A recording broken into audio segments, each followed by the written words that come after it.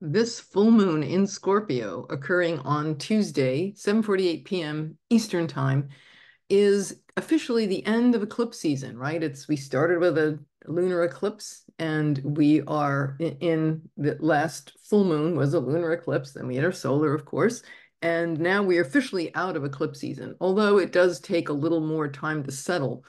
For a couple of reasons. One is it always does. We need time and space to figure this out. Fortunately, next month, May, is going to help us a lot with that. Some of the best astrology is coming. So fear not. However, the full moon in Scorpio is I feel it's almost like an exclamation point, and it's definitely a part, even though it's officially out of eclipse season, it's going to bring up and help us complete a lot of the things that were seeded and opened and revealed to us during eclipse season. So what does all that mean?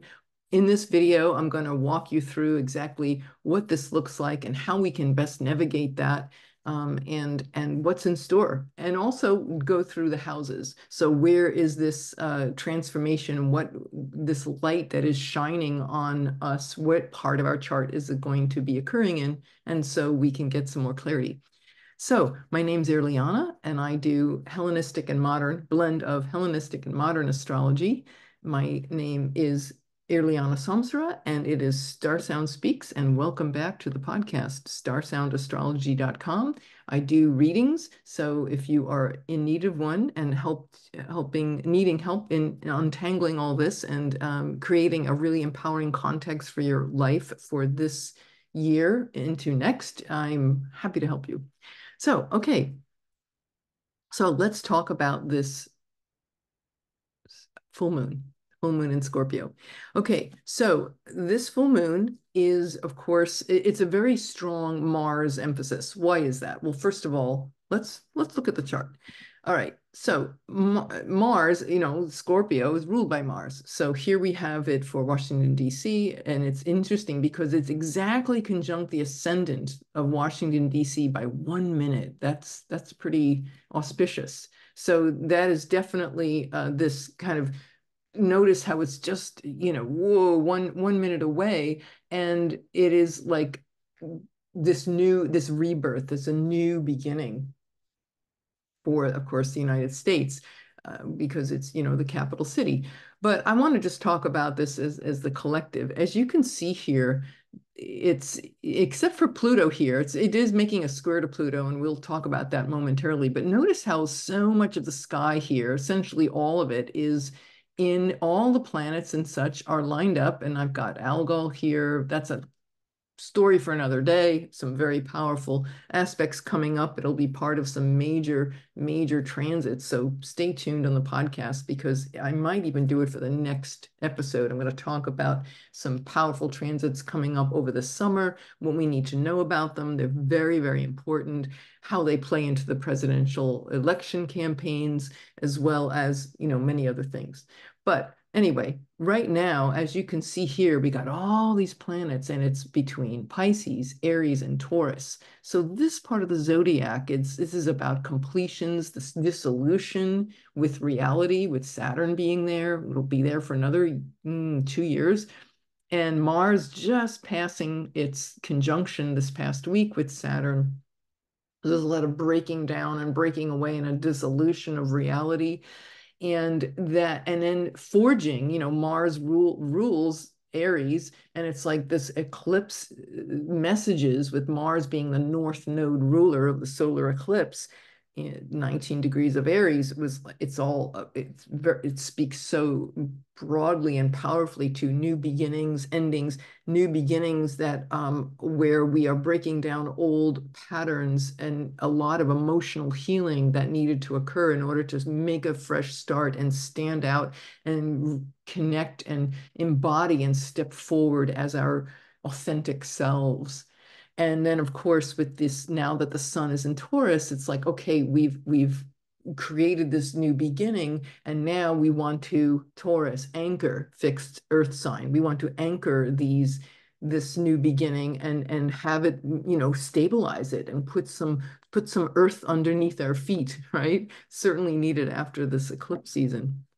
And notice here the moon, of course, is in opposition to that. So What is this doing? Well, it's bringing up a lot of emotions. Full moons are always about things that come to a completion and fulfillment, right? Because the new moon is a new beginning, and then the full moon is the culmination of what was begun. And it speaks very powerfully to when you think about the moon's full, the sun is completely illuminating the moon. And so it's illuminating a part of our life that we need to look at. It can represent, this emotional, brings up, of course, a lot of emotions. Full moons are always going to stir up emotions for us, the moon being that, doing that work for us. And it's reflecting back to us areas that need healing and completion. Well, the new moon solar eclipse, Mars was the North Node ruler. So the point of evolution is the Aries having the courage and the tenacity and the passion to stand up and go one's own way and speak one's own truth. And Mars for this full moon rules by domicile, Scorpio, right? It's in the home of Mars, night triplicity, bound ruler, even decan ruler, Mars, Mars, Mars, Mars. Where is Mars right now? In the sign of Pisces. So this really powerfully shines light about, speaks to deep emotional healing, especially when you think about Scorpio, things that have been repressed. I always say Scorpio represents, sex, death, taxes, life, death, birth, death, right? And all of those gateways and that raw primal instincts. So this full moon is going to be shining a light on, depending on what area of your chart this is occurring in, there's some healing of repressed subconscious patterns that are going to be revealed to us. And because we just had a Mars ruled solar eclipse, total solar eclipse, right? Doesn't get more intense than that. This is bringing, it's almost like the final piece of that eclipse, is falling into place. All the messages and things that have revealed themselves. And let's face it, it was a bumpy ride. Brought up a lot for me, I know for sure. Took out that rescue remedy bottle more than once, the Bach flower. Yay, Bach. Anyway, but like I said, this full moon really speaks to these repressed subconscious patterns, that there needs to be a light that's shown on this, because it's going to help us. I feel it's like an alchemical process. So this is showing us where do we need to have completion, what area of our life do we need to address the unknown, the underworld, what part of our lives have we held taboo, subjects that we feel have been, taboo or forbidden. Where have we felt like we were losing control, or where we have been afraid to lose control, and merge with life and death, and life in all of its, outrageous permutations, right? That's the Scorpio way. How do we reprogram ourselves to let go, be that shaman that faces death and into the underworld, comes out the other side and becomes resurrected and renewed and reprogrammed? That is the Scorpio way, right? Scorpio, the scorpion and the eagle, right? That flies. But in order to do this, we have to really see things, the unindividuated part of Scorpio, the archetype, is where we are hanging on and gripping, right? It's a fixed sign. It's yin. It's Mars's yin feminine sign.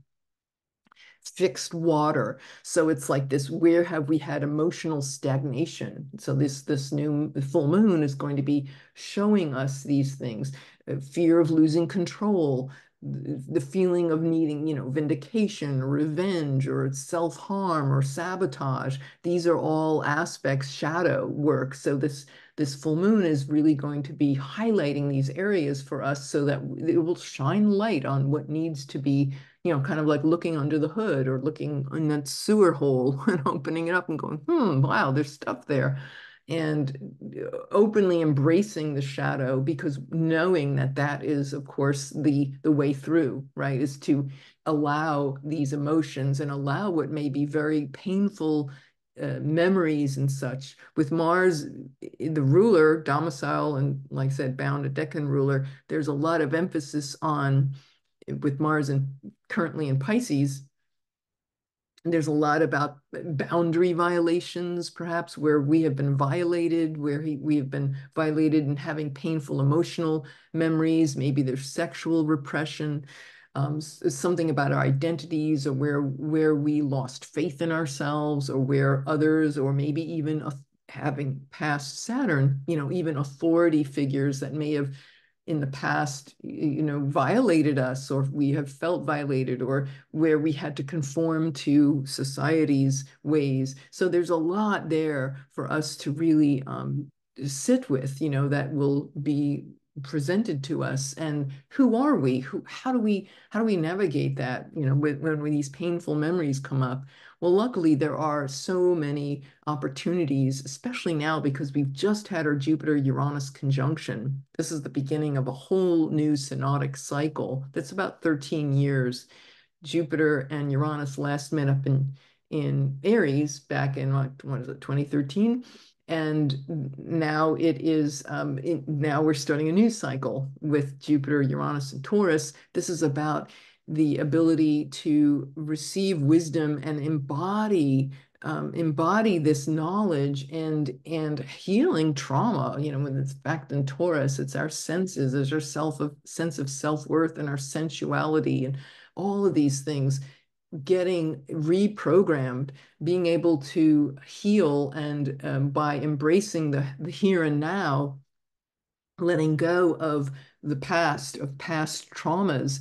And there are so many wonderful, in my own journey, I know for me, I've been noticing, like, my God, I thought these old traumas that started resurfacing or just being present to, I realized, I thought, oh, I handled them in the 80s, I know that, here, the arrogance of the Jupiter, the shadow side of Jupiter is, I know this already. I know. Nobody can tell me what to do, right? I know everything.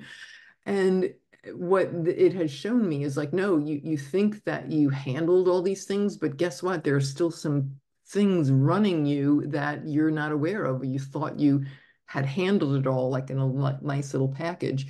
And I started seeing, like, wow, there are aspects and dimensions of trauma that can be around for a long time and that are not seen. And so I've been on this learning, and reading and watching these little snippets, YouTube shorts and things about trauma and how to release trauma in the body. I know for me, I get a lot of TMJ, that's when a place that it's neck and stuff. So this part of this process, and what I'm inviting you guys to do, is to take this on and move with these things. Places on YouTube, wonderful. There's one place, I'll put the link below, called, this guy, I don't know his crazy name, Human Garage TV.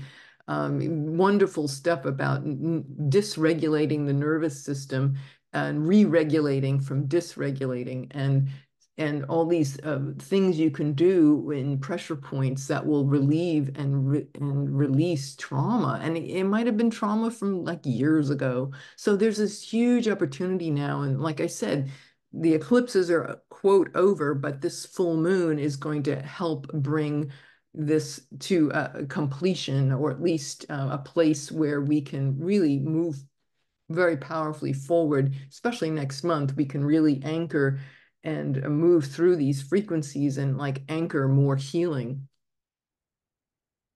So this feeling of self-harm, of sabotage, of, like, codependency, when I think about Mars and Pisces, this ability to cut free from the past of, like, codependent relationships or toxic ones that had no boundaries. There may be some emotions and traumas around things like that in our lives, whether it's ourselves looking back at our past. So if these things are coming up for you, just know that, hey, we're in this energy, and this is what the full moon is wanting to show all of us. If you're a Scorpio sun, this is the full moon of your year, so this is especially powerful and profound for you guys.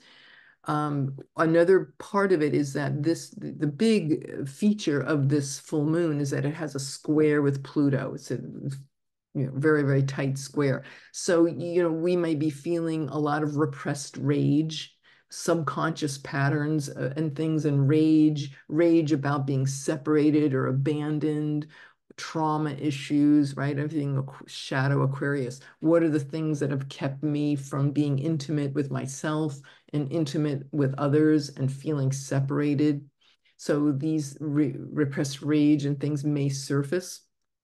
And what I'm learning to do more and more is, instead of being pulled in by that, is to just be that witnessing presence, to say, okay, it's okay to feel this, totally allow it, right? This is the full moon. We're supposed to feel our emotions and not suppress them. The Scorpio part of it was like the automatic impulse is to repress, right? We don't want to feel these things, but it's like, no, by feeling and presencing them, then they have no power over us. So this is a place where we get to practice that. Mercury is about to go in a few days. By the end of the week, it'll station direct. So it's part of this alchemical journey with eclipse season. Mercury was retrograde in Aries for the solar eclipse. And so again, there's another Mars story, Chiron, Mercury. So this is wounded healer, and the idea of speaking up, right? Mercury with communication and siblings and the people who we connect with. All of these things coming online to be looked at. And with Mercury is now achieved its phasis. It has come out of the beams of the sun. So technically right now it's still retrograde, but it's now able to be seen in the morning sky. It's now a morning star, went from evening star to morning star. So when Mercury becomes morning star, it's like the herald of a new day. You think of in the medieval times, they had those long trumpets, so he's like heralding a new day. And in the sign of Aries is like, hey, you know what? I have a breakthrough. I'm here to announce, hello world, I am now my authentic self, or I'm getting it. I'm seeing where I have not been that way. And I've revisited, what does it take for me? And what do I need to give up in order to be my authentic self? And what old patterns and, say, codependent behaviors have I been around, where I can cut free from that and take a new direction and hold myself, a lot of love, self-love, compassion, forgiveness for self. And how do I move forward? So that's going to be coming more online as the days pass. But I feel it's like an alchemical process. It stations direct with Thursday, and it's exactly conjunct the North Node in Aries, transiting North Node. So that definitely has a particularly strong emphasis about the evolution, right? This is the evolutionary impulses for us to embrace our authentic selves, even if it means leaving behind relationships and connections with others that are not in tune with our self, our authentic self, that are people and relationships that don't honor us as we are proclaiming our independence, or just saying, here, this is who I really am. And some people may not be okay with that. They may not accept us in this new place that we find ourselves in. And it may mean walking. It may mean leaving behind relationships that are not supporting us, like not making them wrong, but it's like, thank you very much, but I feel to move on. So let's talk about where this occurs for you guys. Where is this going to occur in your chart? If you are a Scorpio, this is going to be in your first house, which is your self-image. So the new moon is illuminating, what are these things, what are maybe some painful revelations that I need to incorporate that will affect my vitality. Your first house is health and vitality, your appearance, and your personality, and what needs to transform, what painful things may I have to look at about myself that are affecting how I show up to other people. So there's some breakthroughs in store for you guys there. 12th house, this would be in, for Sag rising, this full moon is going to be in your 12th house, and that rules that is the area, is the most difficult place in the chart. It's where we self-sabotage, where we do ourselves in, where we feel like we don't have agency. So there's some light that is shining on this area of our life that we may have some suppressed emotions, boundary violations, addictive tendencies, things of that nature, certainly affecting our mental health. 6th house, physical health, 12th house, mental health. So that axis of, wanting a new breakthroughs with Jupiter and Uranus in your 6th of health and diet, exercise, good, healthy regimens, and shining light on the other aspect of that with the mental health and how that plays into it. Capricorn rising, this is going to be in your 11th house, which is tribe, groups, colleagues, professional colleagues, friends, supporters, people, hopes, wishes, and dreams. So there's some maybe unconscious processes that the universe wants to show us that are in the way of us being intimate with our friends and our tribes and our group organizations, all of these things. So there's some breakthroughs waiting to happen there and some realizations. I have to say too, wherever this is in your chart, it could be very emotional. It could be some rage and a lot of emotions coming up, because it's such a strong Mars signature. So just to be really kind with ourselves, because Mars in Pisces is like, okay, it could be painful, but we have to just be okay with it and just be as kind and compassionate to yourself as you possibly can. Aquarius rising, this is going to be in your 10th house. So this is angular. It's your career, your public image, your reputation. What is it that needs to be revealed regarding these areas of vulnerability as they affect your career choices. Pisces rising, this is going to be in your 9th house, which is about spirituality, it's higher education, occult wisdom, philosophy. It can also indicate foreigners, foreign travel or long distance travel. So maybe there's some fears and emotions that are regarding these topics that you are getting to resurrect these feelings and reprogram and become, that phoenix from the ashes.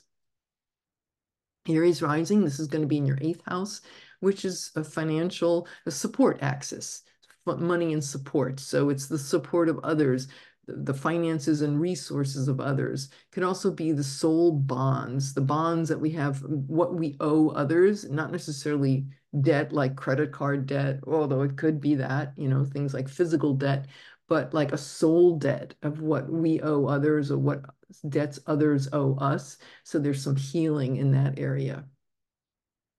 For Taurus rising, this is going to be in your 7th house of collaborations, one-to-one relationships, business partnerships, marital, long-term committed relationships, the people that we collaborate and partner with. So there's some light that's going to be shining in that area regarding Scorpio things. And again, emotions and such that come up regarding that area of your life.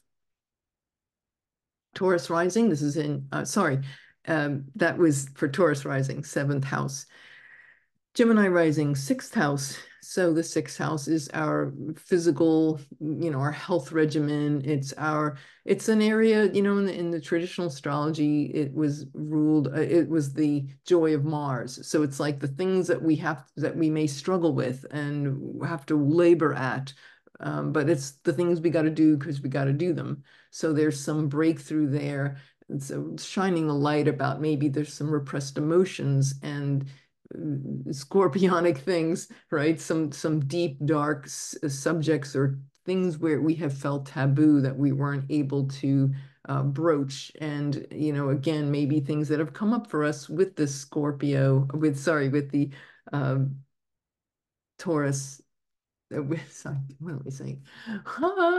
Mercury is still retrograde with the total solar eclipse. And again, this is the area 6th house, work, one's workplace, people that we work with, people who are employees or employers to an employee, this kind of situation, workplace situation. So they could be that, and or our health, our physical health, some breakthroughs there.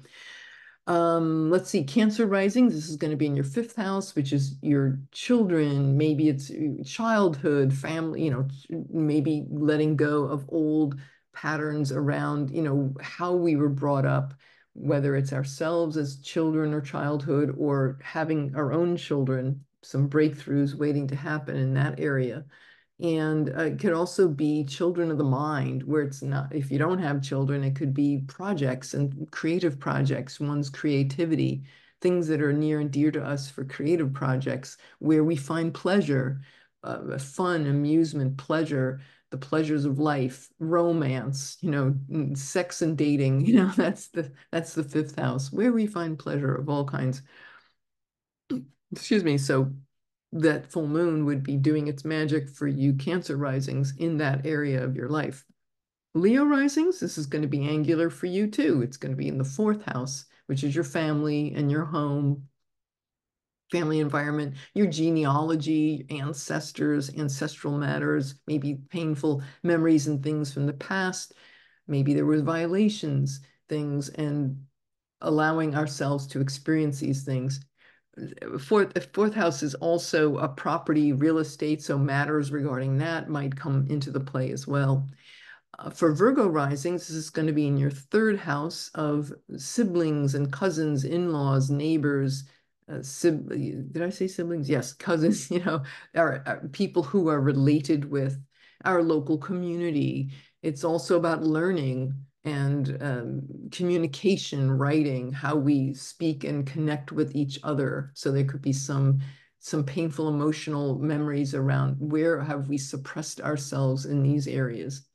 And for Libra risings, this will be for in your second house, which is your personal finances. It is your talents, your skills, your personal finance, like cash in the bank and money in the bank, but it's also the things that are near and dear to you. So Scorpio ruling that house is, there may be things that have been, feeling scared and maybe survival around financial matters and money. So there's this a light shining to assist us in seeing what needs to be cleared, what old patterns need to be cleared from the past that will enable us to really step more into our authentic selves. So that's all I got for you today. I hope you've enjoyed this. Please do like, share, subscribe, and love to hear how you're doing with everything, how you fared with eclipse season. What are you looking forward to with this new moon?